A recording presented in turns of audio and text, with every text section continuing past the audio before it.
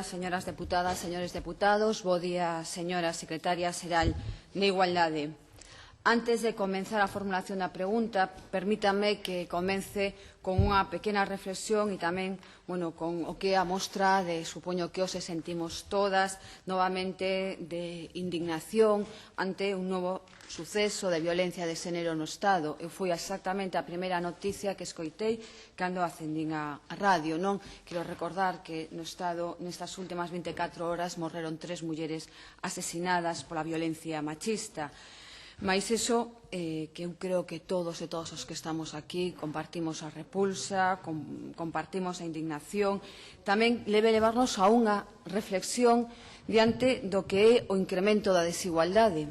Mais se sempre decimos que a violencia de xénero é a expresión máxima da desigualdade, o incremento que vivimos día a día das cifras de desemprego femenino, de menos actividade de emprego femenino, de maior índice de exclusión e de pobreza das mulleres, ten que facernos realmente, creo que non somente reflexionar, sino tamén actual, preguntarnos que está ocurrindo cando vemos informes de Europa no cal se falan de que unha de cada 4 mulleres europeas teñen sufrido violencia de xénero, ben sexa física, psicolóxica ou sexual, eu engandiría, e iso sin computar a violencia económica que sufren as mulleres todos os días. Se temos informes europeos, como porque teño diante, por exemplo, publicado en marzo de 2013, onde fala claramente de que a crise económica na en igualdade entre homes e mulleres vulnera os dereitos das mulleres,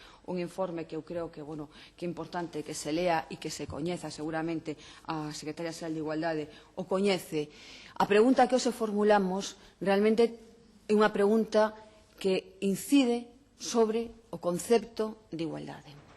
Vanse máis de 100 anos no cal o 8 de marzo é unha data sinalada a respecto dos dereitos das mulleres, dos dereitos políticos, sociais, económicos, civís.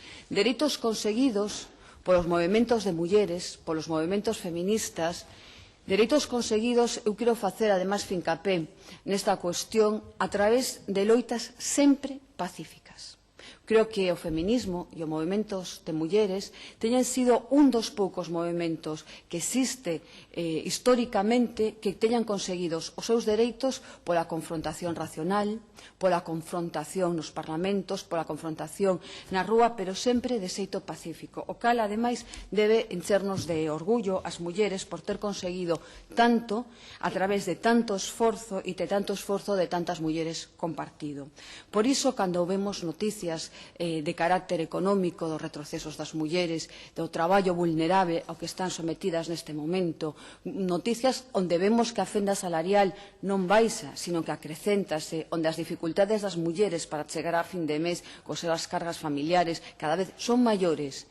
Claro, a cuestión é en que situación está hoxe esa igualdade entre homes e mulleres? Realmente os dereitos conseguidos son dereitos que se van a manter sempre ou poden existir retrocesos?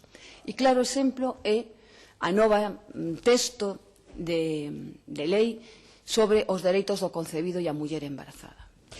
Nos consideramos, dende o Bloque Nacionalista Galego, ao igual que moitas mulleres, ao igual que moitos grupos de mulleres e organizacións feministas, ao igual que unha boa parte da sociedade, que a modificación do texto actual é absolutamente innecesaria. Que se fai esa modificación simplemente por unha cuestión ideolóxica de os grupos máis ultrarreaccionarios que teñen unha capacidade neste momento moi importante para legislar a través do Partido Popular. Isto implica un retroceso nos dereitos das mulleres, sí, en un dereito básico, que é o seu dereito á saúde sexual e reproductiva. Por iso, diante deste 8 de marzo, nos consideramos obrigado a preguntarlle á persoa que neste momento ostenta a responsabilidade de igualdade, para nós unha responsabilidade importante dentro do goberno, que opinión ten ou que razoamento fan desde a Secretaría Xeral de Igualdade a respecto da modificación da lei. E non somente a respecto á modificación da lei, sino en como valora o novo texto. Considera que o novo texto pode ser mantido dende unha perspectiva de igualdade? Vostede, señora secretaria xeral, é a responsable de igualdade. E eu pídolle que non nos faga contestacións tipo as que tivo Feijóo no último pleno, que eu tildaría de, polo menos, hipócritas. Que non se nos diga que este é o primeiro texto que dá máis dereitos ás mulleres porque non penaliza a interrupción voluntaria do embarazo. Creo que todos os que estamos aquí temos capacidade de ler, coñecemos o texto en profundidade, seguro que vostede, señora secretaria xeral, tamén o coñece, e por iso, diante dunha data tan sinalada para moitas mulleres que loitaron polos dereitos de todas e que permitiron que nós os estemos aquí sentadas falando, que as mulleres teñan acceso ao voto, vostede realmente considera necesario modificar a lei actual da interrupción voluntaria do embarazo? Vostede realmente cree que se pode manter un texto como este do dereito da vida ao concebido a muller embarazada e seguir falando de igualdade, o que é peor? A Administración Pública pode seguir celebrando un 8 de marzo con un texto así a debate nas cámaras legislativas? Nada máis e moitas grazas.